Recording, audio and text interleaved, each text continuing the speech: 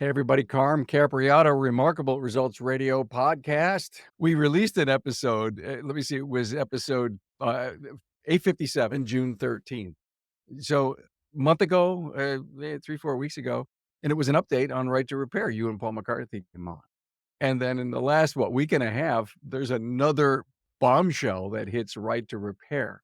And so I picked up the phone and I said, "Hey, Lisa, we got to come back on and do some kind of very quick update for the industry so they know what's going on." So if this sounds deja vu to you, maybe just a little bit, but I think having you on and helping us understand what's going on, Lisa Foshee, Senior Vice President, Government Affairs and General Counsel for the Auto Care Association, she is watching out for us. So thank you so much. What's going on?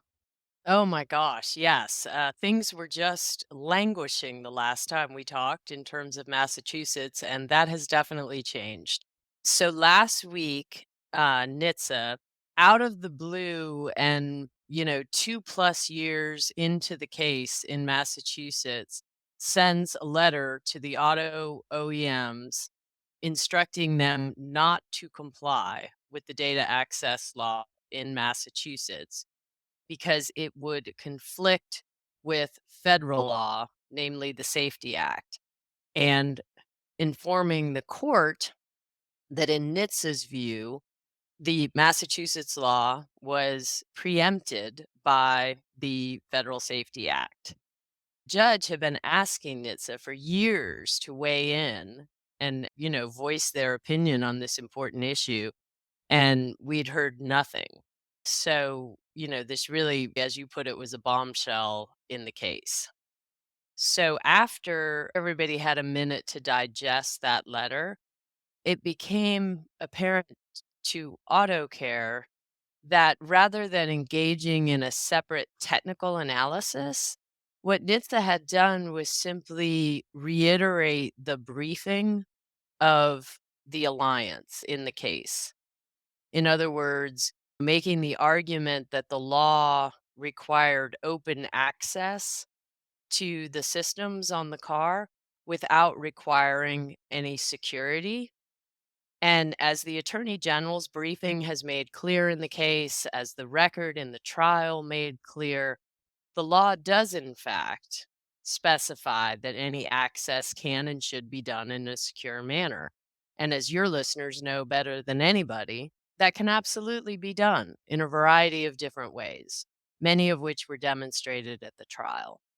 So it's really unfortunate that NHTSA filed this letter that didn't appear to have any independent research or analysis behind it, but simply reiterated the alliance's legal arguments.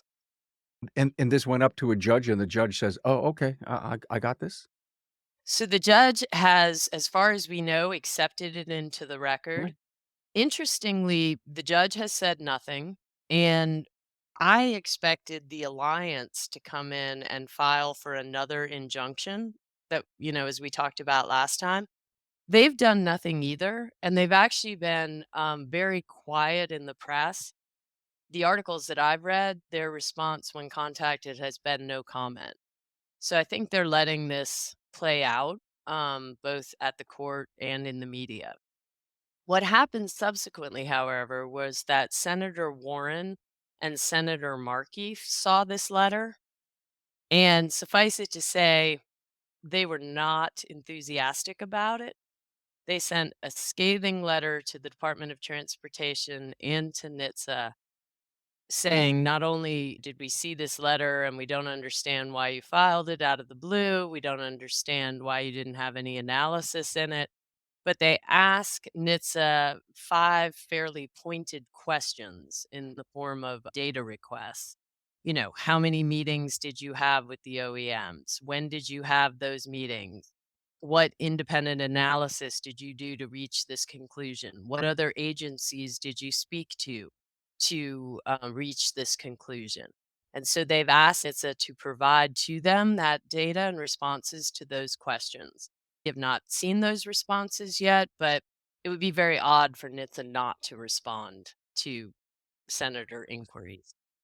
It sounds like this is a new legal strategy. You incubate You just put the egg under the blanket and let it alone. Yeah. We watch enough stuff in media today, on TV, on movies, to realize that, okay, there's power in lobbying, there's Yeah. power in influence, and it's just another stall tactic.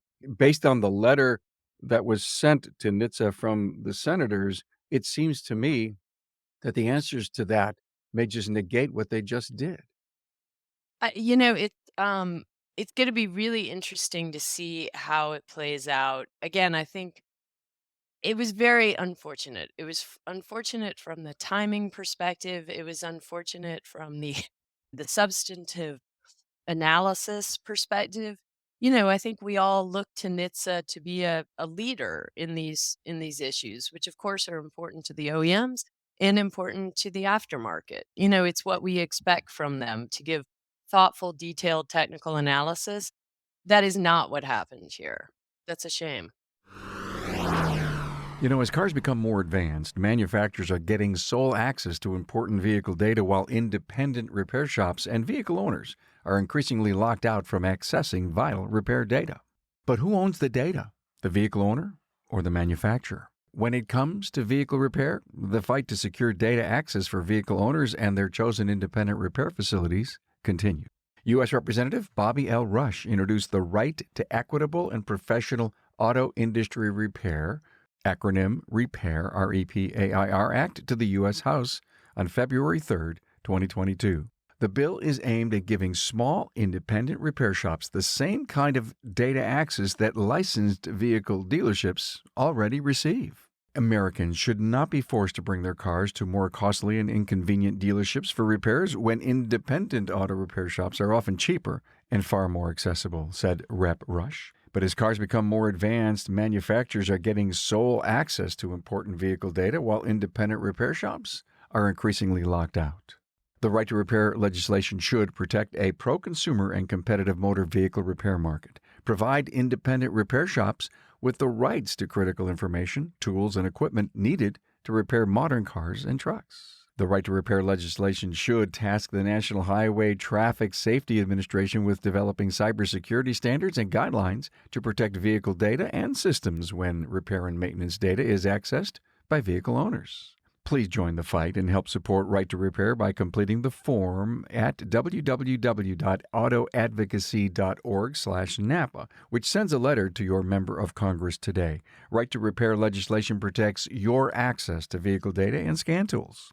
This is critically important for the automotive heavy-duty paint and body industries. Autocareadvocacy.org/NAPA. To cover something completely different, and not that it's completely different, but I think of the rules for autonomy, and every state wants to have their own thing, based on I don't know if it's autonomy 4, autonomy 5. I don't know what it is.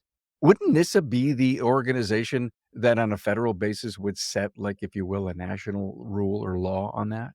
Yes. If you Okay. wanted to, yeah, to do it nationally, they're the ones that should do it. Absolutely. So why was NHTSA a very big, important part of the Right to Repair that's going through Congress right now? Are they in it? Yes, NHTSA is actually specifically referenced in the Federal Repair Act as one of the agencies, as the agency that should work with the industry to specifically implement these repair platforms in a safe and secure way. So the bill acknowledges their expertise in this area. Why they then went to Massachusetts and address the issue in such a non-technical, non-substantive way is perplexing and, really unfortunate because the Massachusetts law can be implemented 100% in accordance with the Federal Safety Act. So there is no preemption. The idea that the law somehow requires open, unfettered access to malicious actors is simply incorrect when you read the language of the law. And the Attorney General in Massachusetts has made that point over and over again in the briefing.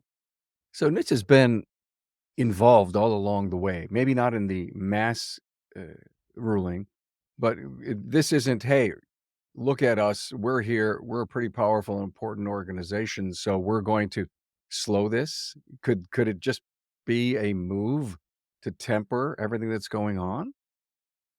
I can't really speculate on where this came from. I think maybe some of the answers to the senator's letter may Yeah. shed some insight on that and where this came from. But, certainly Massachusetts voters want access to repair data. That was demonstrated 3 years ago in an overwhelming support, as everyone on this podcast knows. And the law was drafted in a way that that can and should be done in a secure manner. Yeah. And frankly, as I said, the judge asked NHTSA for input, asked the federal government for input. And, they declined to give any definitive guidance. So why now? And why in this non-substantive form? So what's next? I think ideally everyone would like them to reconsider the letter that was filed in Massachusetts for the reasons that AutoCare articulated in its letter, the senators articulated in their letter, simply because, again, it just reiterated the alliance's briefing. So we'll move forward to try to get that letter withdrawn or reconsidered in Massachusetts. And then simultaneously, we're going to move forward full speed ahead on the Repair Act to continue to gain co sponsors. Okay. And again, let's just remind everyone, repairact.com, right to repair.org. Sign the petition if you haven't, and we've been pleading and asking you for years to get on. It's so simple. Name, rank, serial number, I think, and it automatically sends a letter with your, I don't know if it's your signature or your name, to your legislators from your district up to the federal government. It's so easy. And I was gonna say, Carm, we talked about it last time, and it's true that this industry has been so persistent on this issue for such a long time, and it's hard to maintain that energy level. But I can tell you that it has never been more important than now. There is so much attention on this issue now. This is our moment, and, like you said, just, we ask everybody to participate. All right. That was a beautiful plea. Thank you so much. Please go back and listen to the other episode, which was 857. We're going to release this probably as a quick bonus just to get it out into the industry so that people aren't going to read that article and say, oh, the air's out of the balloon. I'm confused. What's going on? Why wasn't NHTSA considered? I think you cleared it up for us. I don't necessarily think you have all the perfect answers, but we know you're on duty. You're the point of the plow for us in the industry, and we sure appreciate your tenacity on this issue and, working so hard for all of us in the auto care industry. Thank you so, so much. Any final words that we need to know? No, I appreciate the time and the opportunity, and I'll keep you updated as we move forward. It's fast and furious. Thank you, Lisa Foshee, Senior Vice President, Government Affairs and General Counsel, the Auto Care Association, and please sign the petition, repairact.com. Do it right now. Thanks.